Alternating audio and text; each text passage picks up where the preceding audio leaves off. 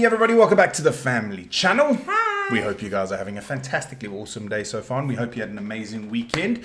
As you can see, we are still upstairs, and that is because I have not been able to resolve the damp issue downstairs yet. And one of the main reasons for that is I think that side of the house hasn't got any like damp-proof membrane down on the foundation, which is being resolved today actually. There was a digger here and they dug it there, and the guy who's doing our insulation is putting a damp-proof membrane. So hopefully that is going to help resolve it, and we can move back down and give you guys something a bit better to look at behind us, because I know you're stuck with my ugly mug and this bland wall, so it must be a nightmare.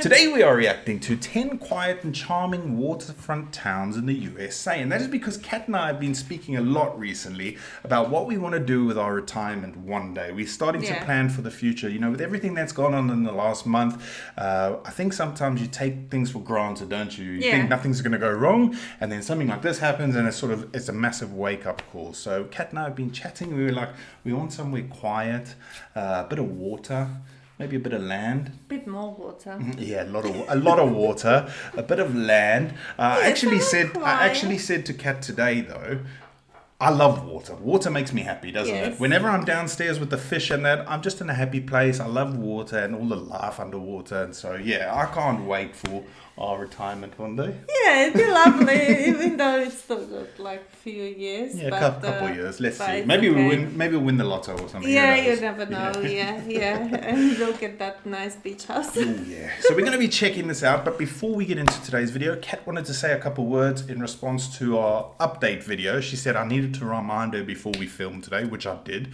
So I'll hand it over to the beautiful Kat. I did manage to read through all the comments yesterday, and like, you guys are amazing. Thank you so much for the support. Like, it's so overwhelming. Like, it made me feel so good. Like, such a beautiful messages from all of you. And yes, I'm still going strong and still feeling positive, even though my hair's starting to fall out from today. Kat brushed her hair this morning as she came through to the lounge with a handful of hair, and she's like, babe. Yeah, but it wasn't that bad. Like, but they're slowly starting to fall out. For me, it would have been a lot. I'm hoping that it's not gonna be so drastic, because actually I got really thick hair. So fingers crossed, but we'll see. But anyway, guys, thank you so much for all the support. I really, really appreciate it. It was lovely to read through all the messages, and I will keep you updated. You probably won't see me for a couple of days again, because my round 2 of chemo is on for tomorrow, because I got my blood results today and they were perfect. So another round tomorrow, and then I'll be probably in bed for a couple of days. I've already got my little servant outfit. Kat's got her bell from Nancy. So yeah, we're ready for it this time, aren't we? We know we sort of know what to expect. So yeah, thank you guys so much. Thank you so much. Anything that makes Kat happy makes me happy. So thank you guys for sending her so much love. Anyway, without further ado, before we get into today's video, if you guys haven't done so already, please make sure you hit that subscribe button. And if you want to support the channel, please use our Amazon affiliate link. Won't cost you a penny, but if you do any shopping on Amazon, we'll get a tiny commission, which will go towards our savings, because we are still planning to come to America once all this stuff is over, and just enjoy a nice family holiday. So yeah, if you want to do that, please feel free, but again, don't feel any obligation to do so. And without further ado, let's check out these charming waterfront towns. Today we're looking at some of the best and quiet waterfront cities in the United States. If you're dreaming about a peaceful life by the water, like 90% of the population is, these towns are perfect for you. If you like big cities, chaos, traffic, and women on the sidewalk in front... It's a bit much, that intro. I'm not like that in the water. Not when anyone's watching anyway. If I'm alone, I do it all, but... of your house asking passing cars if they need a date? This video is not for you. Look for something I did on Detroit or Chicago or Los Angeles. We're looking at cute, quiet, charming, small towns that are on the water. From the streets of Bar Harbor, Maine to the scenic shores of Southport, North Carolina, we've got a list of 10 amazing places where you can relax and enjoy the view. So sit back, grab a drink, and let's explore some hidden gems. Do you know what that reminds me of? 2.5 Men. Yes. We used to watch that religiously in the UK. We don't watch it anymore, even though it's on TV all the time. Yeah, but whenever I see houses like that, I think of, what's her name? Rose, who always used to jump off the balcony. Got it? Get it? Good. Let's take a look. Number 10, Southport, North Carolina. Southport is a town so quiet it had to change its name twice to attract some attention. It was first known as Fort Johnson around 1745. In 1792, they decided to name it Smithville after some Revolutionary War hero. It was renamed Southport in a desperate attempt to become a major shipping port. Spoiler alert, it didn't work. Instead, it became known for its laid-back vibe and old-timey seaside charm, which it still holds on to a degree today. But don't let that laid-back atmosphere fool you. This town has history as colorful as 4th of July festival, which they have a festival on 4th of July, and it doubles the population for one day every single year. This is a quiet little town south of Wilmington, North Carolina, near the mouth of the Cape Fear River. It is known for its charming waterfront, historic district, and its maritime museum. It's been in a whole bunch of movies and TV shows because of its picturesque settings. Only about 4,000 people live in Southport, and the average home value is about $408,000. Looks nice. Number 9. Townsend, Washington. Yep, up in the Pacific Northwest, they actually have a place that is quiet and on the water. It's called Port Townsend. Actually, there's a few. This is one of them. This is a charming little bird perched on the tip of Washington's Quimper Peninsula. With a population of just north of 10,000 people, it's the kind of place where everyone knows your name. Probably your dog's name, too. This quirky coastal town proudly boasts the title of Key City, a moniker earned back in its heyday as a bus. I just want to say, if the lights are flickering for you guys as well, I do apologize. We still need to get new lights. But we're trying to be as careful as we can with money at the moment because Kat actually signed off officially today, didn't you? Yeah, I did. She's officially on sick leave. Bustling Victorian seaport. These days, it's more likely to be overrun by boat enthusiasts and art aficionados than steamship barons. So back in the day, this little town had dreams of becoming the West Coast's next big metropolis. We're talking the 1800s. That never really happened. Even though it's a nice little town right on the water, it just never achieved its goals of being as big as Seattle or bigger than Seattle. Port Townsend still retains much of its 19th century charm. Wander through its National Historic Landmark District, where Victorian buildings stand as a testament to a bygone era. Port Townsend has a population of about 10,000 residents. It's located on the Quimper Peninsula, which is part of the Olympic Peninsula. It is northwest of Seattle, and it hosts the Wooden Boat Festival every year. The average home value here is about $634,000. Is that pricey? Because I'm so used to looking at like Slovak house prices now where it's like anything from 150 to 500 plus thousand. So I don't know anymore. I'm so out of the loop. I do still look at my properties, but like that seems like a lot, doesn't it? Yeah.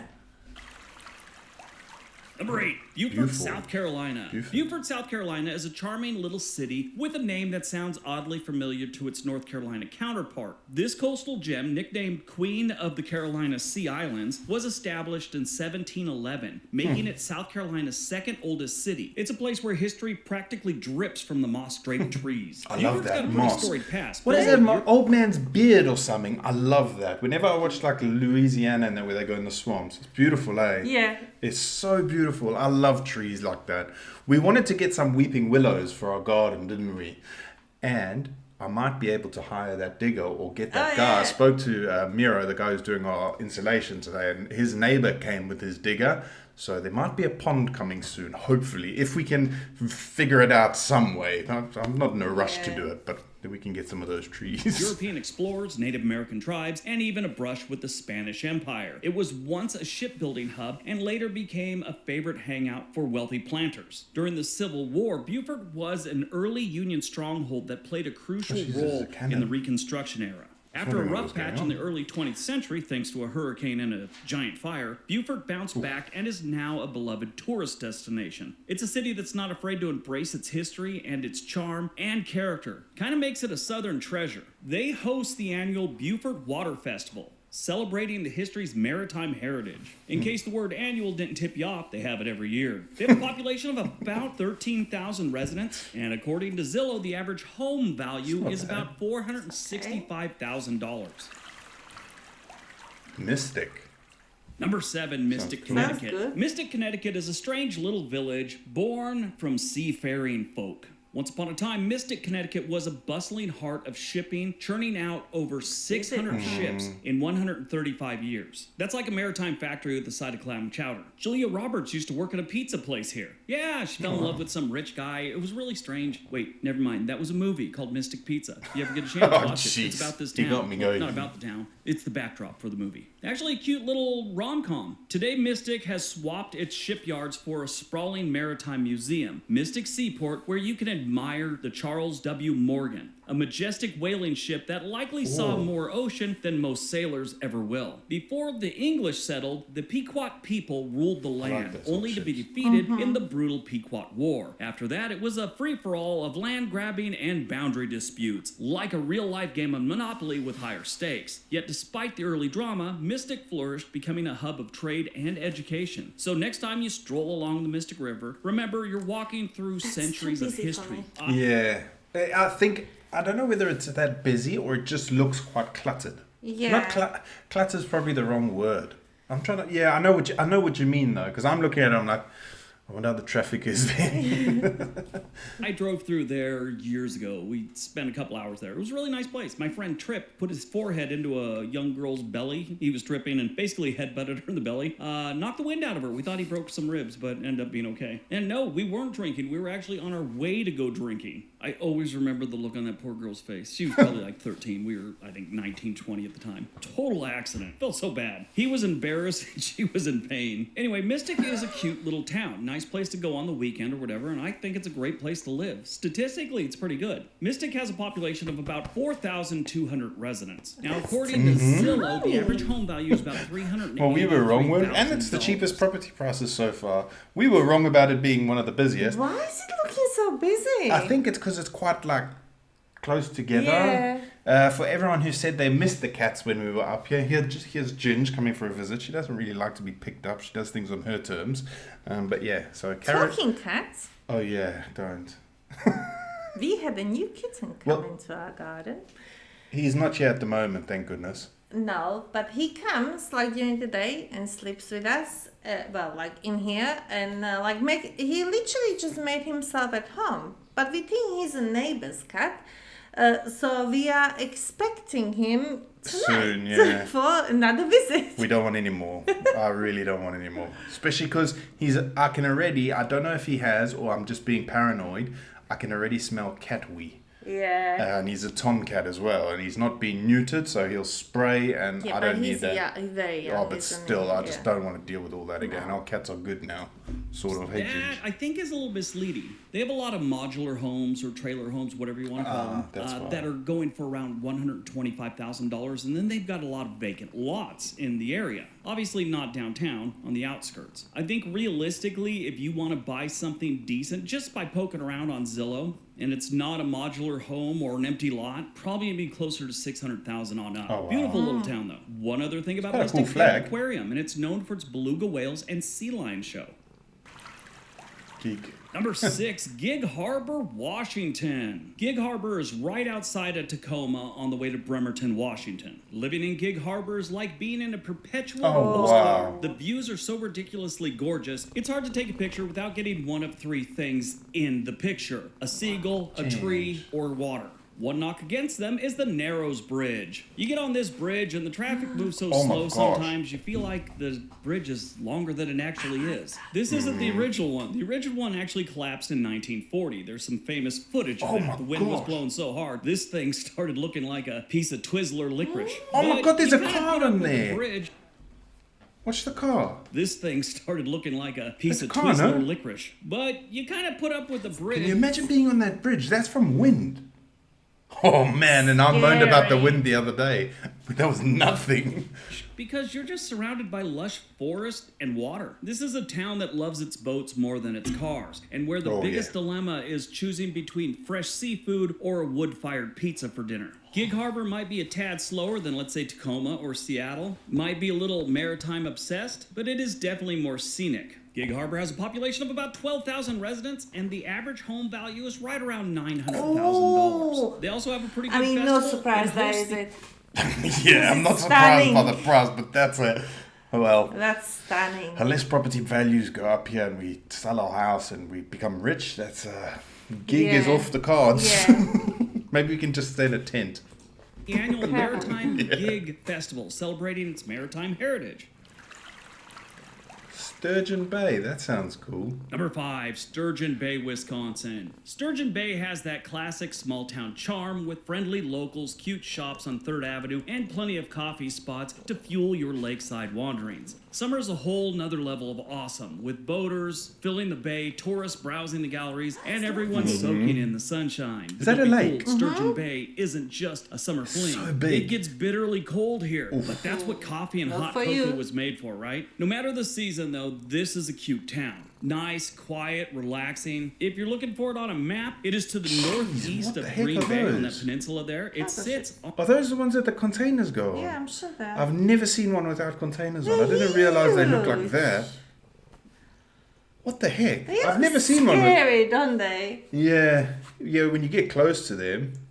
But On flippin' heck. Sturgeon Bay. The town is on each side, runs right through the middle, right before it dumps out into Lake Michigan. You've probably seen the famous Sturgeon Bay Ship Canal Pierhead that's a lake. Lighthouse. It's always bright red, or Oh, wow, it's that's frozen beautiful. solid and looks sort of white. If you're looking for a place with a tight-knit community, beautiful scenery, and a laid-back vibe, Sturgeon Bay might be just your new happy place. Sturgeon Bay has a population of around 9,000 residents, and the average home nice. value is about That's $342,000. Mm-hmm. If you like beautiful summers on a lake, you like cold winters, and amazing lighthouses, Sturgeon Bay is where you should move to. I think if there was more access to fishing here, like ice fishing and that sort Yeah. of thing in the winter, or even just fishing, I wouldn't mind the cold as much as I do. Yeah. I get so bored in winter though. Yeah. Like you can go for a hike, but you can't see. You don't really see anything in the winter. Everything like there's no mushrooms or the bears are sleeping. Yeah. You see some deer every now and then, but it like I don't know. If there was more to do, I'd probably like it. Yeah. Or if I liked skiing and that. Yeah, which you don't. Fishing. Number 4, Sandpoint, Idaho. Sandpoint is not a Another bad lake one. choice. You've got your snow-capped mountains, your crystal clear lake, your charming downtown filled with more That is a breweries beautiful and little town, stoplights. eh? Okay, that's a slight exaggeration, but you get the idea. This is a town where everyone knows your name, including your ex-wife's name and where you're from. I say that because I read a story about a guy that moved up there in the 1970s, and he went to get a bank loan right after a divorce. Well, apparently they had to call the ex-wife for something because the divorce wasn't final. I don't know the whole story, but the banker got to know this lady because she was a handful and hated him. So her name and how she was got around town. So people had heard the stories about this woman, and they really didn't even know him. And then they got to know him. They're, oh yeah, your wife is like Betty. And he's all, This guy "She goes is? off How a do you know tangent. that?" He eventually found out why everyone knew about his ex-wife. If you move to You can see Sandpoint, those you're not going lights to worry about flickering. Sorry guys, it's actually giving me a headache. things like traffic. Traffic's not a big deal unless you consider being stuck behind a tractor for a half a mile is traffic. If you want to move to this beautiful small town, I'd buy some flannels and a kayak and you'll be happy. Sandpoint, Idaho has a population of about 8,500 residents, and the average home value is about $620,000. I see. Number 3, Montauk, New York. Living in Montauk is like having a permanent vacation. Matter of fact, for New Yorkers that don't like to fly, this is where they vacation. Wake up to the sound of crashing waves, spend your days surfing, fishing, or just soaking up the sun on the beach. The atmosphere here is calm and laid back, with friendly locals and a tight-knit community. Sure, it gets a bit crowded in the summer, but that just adds a little excitement. Evenings are spent bar hopping, catching live music. Speaking of crowded in the summers, it's getting busy here again, isn't Yeah. it? Oh my gosh. We're not even like, we've got the lake near us, but yeah, it just gets so busy here in the summer. Yeah, it's the most visited area in Slovakia where we Yeah, are. so we didn't pick very well. We should have watched a video similar to this before we before we planned things out. Or simply enjoying a bonfire on the beach. This is a nice place, and it's a great place to live is nice, if though. you It's can lovely. afford it. It is Lots of terribly trees. expensive. This is one of the nicer resort towns in New York, in my opinion. They only have a population of about 4,300 Oh, wow. Wow, residents. that's it. Now, here's the thing. Like I said, it's expensive. The average home value here is $1.8 million. Whoa! Oh. So if you got that kind of money, it could be a good option. Even their modular home area they have there, they have a trailer park. $600,000 for a 2-bedroom, 1-bath For a trailer condo park. they call it, but it's actually a trailer. Condos for the most part go for around $500,000 to gosh. $750,000. That's But if you want a crazy. Look at the golf home, course. starting money is going to be somewhere around $1 million. That's for like a single family that home. round That's not even building is. terribly close Yeah, to the beach. I I was mean, every looking at place in Montauk is pretty close to the beach, but I'm not talking like 50 yards from the beach for $1.5 million. I live outside of Portland, Oregon. I'm looking at homes in Montauk that would, in let's say the Portland suburbs, would go for about $400,000. They're like $1.3 million in Montauk. Jeez. It's expensive, but it's beautiful and it's an amazing place to live. Suppose if you got Number the 2, money. Anacortis, Washington. Anacortis, Washington is a strange lot of little places place. in It's Washington. north Yeah. of Seattle on an almost island. Yeah, there's Wembley Island just south of it, but it's really a peninsula. I love but there's only a harbors. small sliver of land It's a harbor. connecting it to the mainland. There's a YouTuber I used to watch all the time from there. Her name's Lauren Without Fear. That's the name of the channel. She ghosted the internet like 3 or 4 years ago, just gave up. Or something happened. I don't know the whole story. She just totally disappeared. She was a travel blogger. It was a really interesting channel. I don't know what happened. If anyone knows, let me know. I'd Nice love to building. find out. Anyway, Anacortis is a unique little small town. It's on this peninsula, south of Bellingham and north of Everett in Seattle. And I love the way it got its name. It is named Anacortis. This is an adaptation of the name Ann Curtis Bowman, who is the wife of an early settler, Amos Bowman. So it should be Anacortis, but it turned into Anacortis. The good news is the entire place is almost surrounded by water, so no matter what direction you go, you're gonna end up at the beach. Or Nice. some kind of dock or harbor. I like this one because it's just far enough away from Seattle and any other big cities to where, you still got that small town vibe, even though it's a good sized place. It's almost considered a city. But since it's out there on its own, it Nice feels like a rocky small cliffs town. and stuff, Anacortis has a population of about 17,000 residents, and it offers beautiful views of the Puget Sound and access to numerous outdoor activities. They're famous for their annual Anacortis Art Festival. If you want to live here, the average home value is about 700. Driftwood. I did. Kat's just pointed out, she said, do you see those logs? And that's one of the first things I noticed, because if you've seen some of our vlogs, whenever we go to the Mara or anything, I'm always picking up wood Always. or a nice rock. He's got this rock in a car. Little rock. Hey, Rocky. His name is Rocky. And I wanted to chuck it away. No. No, Rocky is staying in a car. Yeah, because like sometimes if you get stressed or anything when you're driving, it's such a nice, I don't know, it's just a nice rock. And I sit there and I rub it. There's actually like a dent. So I just sit there and I rub my Rocky. Sounds a bit dodgy to sit in traffic and rub my Rocky. Art Festival. If Those you wanna lights are live driving here, me mad. The average home value is about No gingiva. $790,000. Oh, All right, before here's we a- get to number 1, if you could, please Let's hit see that what thumbs up it? button. I never asked that, but it is important to the channel. So if you like what we're doing here, please subscribe. Please hit that like That's a button. cool subscribe on to button. number 1. And number 1, Maine. Bar Harbor, Maine, Maine. yeah. Bar Harbor is one of my favorite towns in Maine. It's beautiful. It's a nice small town, whole New England feel to it.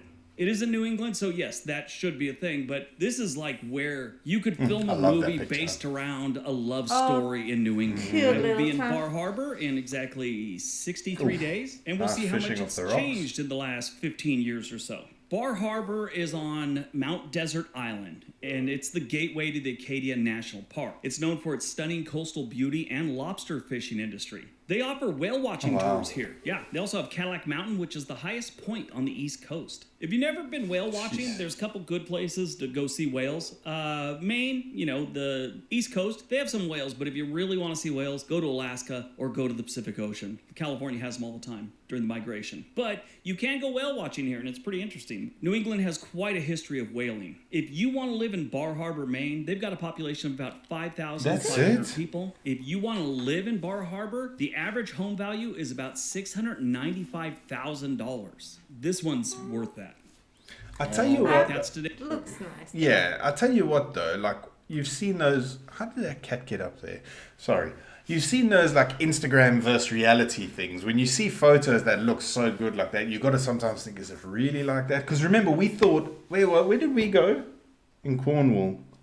Okay, it was raining and stuff, but it was like nothing. The photos look amazing. Yeah, St. Austell, yeah. And the photos look, you're like, wow, that place has got like crystal blue water.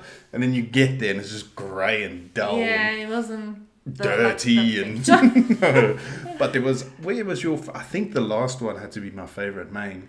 I think it looked beautiful. No, there was fewer than there's a lot of places in Washington, isn't it? That New York one I liked, but that was 1.8 million average house property. Way over price budget. No, I mean, like, I like those places in Washington, but the problem there, it gets really gloomy in Washington. From what I remember, like, because it's Seattle and it rains a lot there, and it can get quite grey. I don't know if it's still like that. I'm glad Kat knows about her geography because I'm useless. No, I used to love Seattle. So, but those places with the forest around the sea and the lake are like amazing. The lakes really surprised me because when you think of waterfront towns, especially here, like in Europe, you're thinking like seaside towns, not lakes. And those lakes are so big. Yeah. There's freaking cargo ships in the lakes. Yeah. That's mental. Yeah. That's it's not insane. Like Mara here. No, there's a boat there, a couple of boats. It is filling up though. Yep. It is filling up. We had so much rain, guys. Yeah, we had a lot of rain. So much rain. On the weekend though, I did build Kat her little garden area and stuff. So she has got a little section where she can potter around. Oh, excuse me, and the chickens can't devour everything. I was so excited. We'll show you around when we do the vlog. Yeah. Well, he's finished insulating that side of the house now, so all 4 sides of the house are insulated now. Yeah, he just needs to do the coating stuff. Coating and then the rocks on the bottom, and then that's it. We've got so much insulation left over. Yay! It's for me to do my fish room, I suppose, so then they get out the house. Anyway, guys, thank you so much for watching. We hope you guys have a fantastic rest of the evening, or day, or whatever time of the day it is there. Like Kat said, she probably won't be around for the rest of the week, but the kids and I will try and upload as much as we can. I know we've been slacking a bit with the videos, but there's quite a lot going on, especially with Kat. Like, we're trying to make her take it easy, but it's pretty difficult to do. But when I feel tired, I say I'm tired. Yeah. I do say I'm tired. So, but I still want to like push myself a little bit. I don't want to just sit about and do nothing really. So I just plod around if I'm not feeling well. But hopefully, like tomorrow on Wednesday, hopefully I'll be good before I get my lovely injection. Once she gets that injection, that's it. And then it's gonna be a sleeping beauty time probably. Yeah, well, it's nice. We'll you need see. it. But I'm gonna take paracetamol regularly, and maybe that will help me out. So we shall see. Anyway, thank you guys so much for watching. Thanks again for all your support and awesome messages. It means the world to us. And like I say, whenever Kat's happy, I'm happy, and when we're happy, everyone's happy. So thank you very much. And we will see you guys in the next video. Bye.